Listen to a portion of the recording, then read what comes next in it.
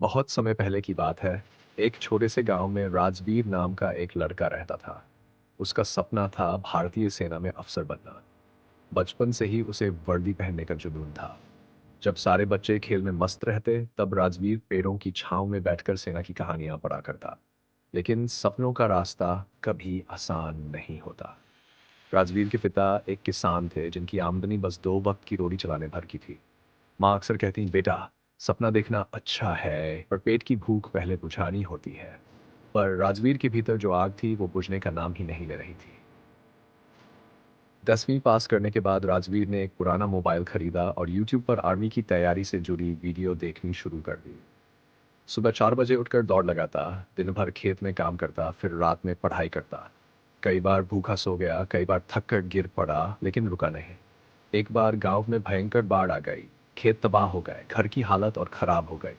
तब पिता ने कहा, बेटा, अब सपना छोड़ दे, जिंदगी पहले है।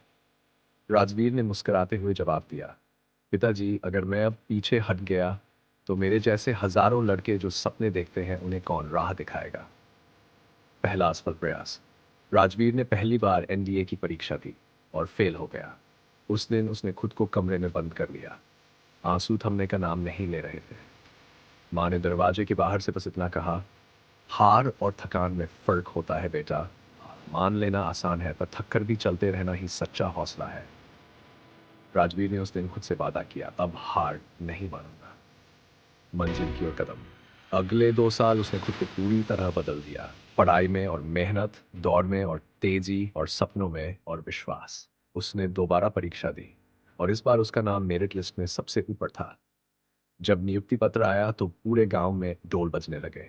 पिता की आंखों में आंसू थे, पर इस बार ये आंसू गर्व के थे। आज राजवीर एक सेना अधिकारी है। वर्दी में जब वो गांव लौटता है तो हर बच्चा उसे देखकर कहता है, मुझे भी राजवीर भैया जैसा बनना है। राजवीर का सपना सिर्फ उसका नहीं रहा, वो एक प्रेरणा बन गया।